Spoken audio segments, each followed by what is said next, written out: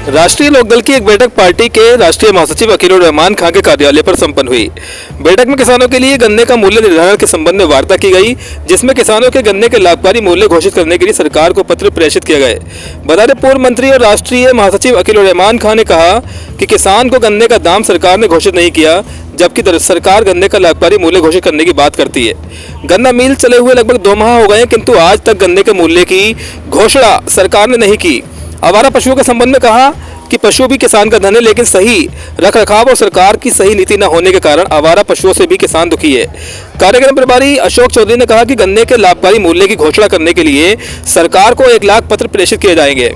इसी के तहत ही जन जागरण सप्ताह पूरे प्रदेश में चल रहा है। इसी क्रम को आगे बढ़ाते हुए आज हाफिजपुर में किसानों से संदेश पत्र भरवाए गए, जो मुख्यमंत्री के नाम प्रेषित किए जाएंगे।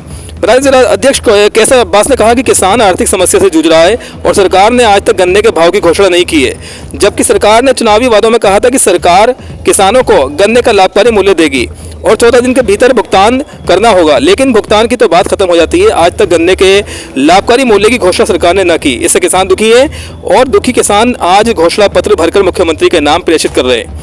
इस अवसर पर वरिष्ठ नेता रफी खान, जिला महासचिव विमल चौधरी, निवर्तमान युवा जिलाध्यक्ष जोगिंदर सिंह, ग्राम प्रधान संजीव कुमार, अरविंद कुमार, शुभम चौधरी, राकेश सचान, विकार हैदर, जहीर अहमद, शब्बीर अहमद, मुन्नालाल, सत्येंद्र सिंह, धर्मेश सिंह, गंगा प्रसाद, लल्लन प्रसाद, मोहित शर्मा, जमीर अहमद, शफीक अहमद तथा अन्य किसानों ने भाग लिया। अभी तक कोई लाभकारी हमें कोई मूल्य नहीं मिला, तो किसान की पहल है ये।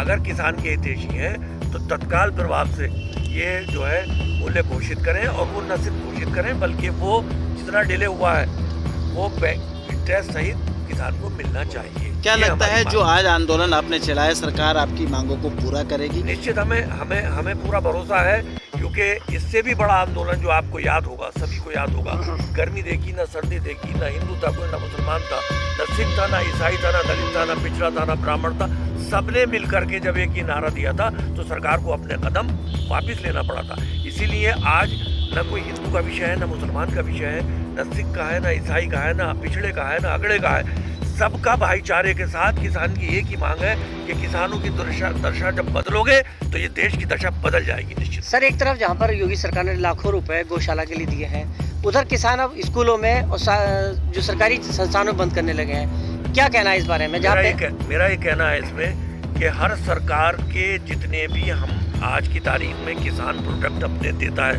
हिंदुस्तान, चाहे वो गेहूं की शक्ल में हो, चाहे वो चावल की शक्ल में हो या गन्ने की शक्ल में हो, उसे सरकार खरीदती है नहीं खरीदती है?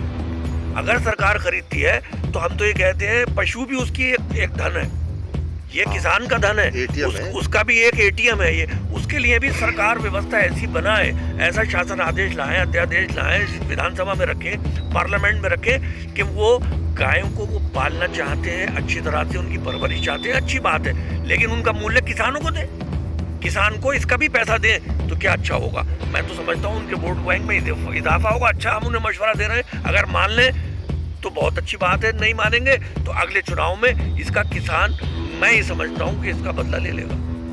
रेट का है, सबसे पहले है रेट का।